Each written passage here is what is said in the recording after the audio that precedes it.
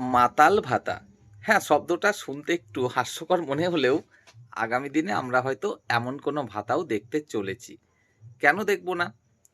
দেখুন, জন্ম থেকে শুরু করে মৃত্যুর পরে পর্যন্তও সমাজের প্রত্যেকটা শ্রেণীর মানুষজন ভাতা কিন্তু পাচ্ছে। আপনারা আশা করি ভালোই জানেন, জন্মের পরেই কিন্তু একটা শিশুর পরিবারকে নির্দিষ্ট একটা অঙ্কের টাকা প্রদান করা হয়।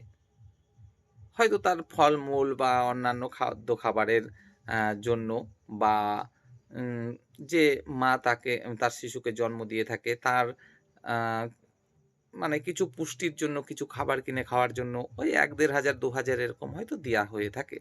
তো এটাও এক প্রকার ভাতা।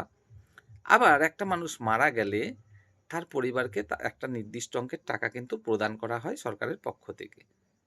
ওই ১০,০০০ বা এরকম কিছু একটা হবে। এটাও এক প্রকার ভাতা। তাহলে জন্ম থেকে শুরু করে মৃত্যুর পরে পর্যন্ত প্রত্যেকটা পজিশনে কিন্তু আপনি ভাতা পাচ্ছেন।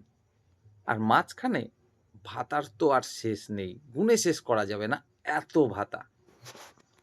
এ ভাতা, তা ভাতা, ও ভাতা। কিন্তু একটা শ্রেণীর মানুষজন তারা কিন্তু বঞ্চিতই হয়ে চলেছে এই ভাতা থেকে। তারা কারা? তারা হলো মাতাল শ্রেণীর মানুষজন। অথচ তাদের উপরে ডিপেন্ড করেই কিন্তু আমাদের পশ্চিমবঙ্গের অর্থনীতির একটা বড় অঙ্ক চলছে। এটা আপনি কিছুতেই অস্বীকার কিন্তু করতে পারবেন না। কেন?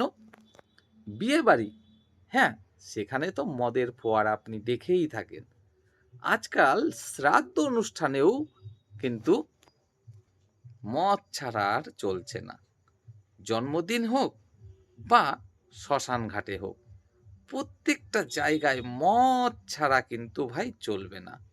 বা পুজোর অনুষ্ঠান, মদ। সবার আগে চাই যেটা, সেটা হলো মদ।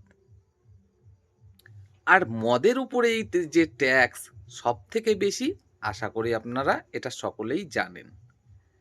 তো আমাদের পশ্চিমবঙ্গের অলিতে গলিতে যেকোনো জায়গায় আপনি যেখানেই যাবেন সেখানেই একজন না একজন মাতাল আপনি পাবেন। আর মাতাল মানেই সে মদ খায় বলেই মাতাল। তাহলে এবার হিসাব করে দেখুন কত পরিমাণে মদ বিক্রি হয়ে থাকে।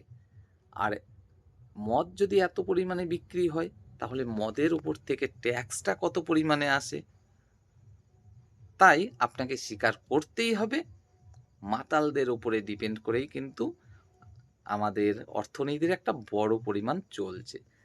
তাই মাতালরাও কিন্তু একটা দিন যে রাস্তায় নেমে পড়বে না যে আমাদেরকেও এখন থেকে ভাতা দিতে হবে, এটা কিন্তু একদমই উড়িয়ে দেওয়া চলে না। এখন দেখার অপেক্ষা মাতালরা কতদিন পরে রাস্তায় নামে ভাতার জন্য।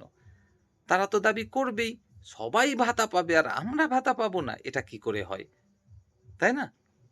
তো এমন একটা দিনের আমরা অপেক্ষায় রয়েছি। সেদিনকে সত্যিই মানে কি আর বলবো, এতটাই হাসি পাচ্ছে এই চারিদিকে শুধু ভাতা ভাতা আর ভাতা দেখে, মানে বলার আর কিছু নেই। আপনাদের মতামত কমেন্টে জানাবেন।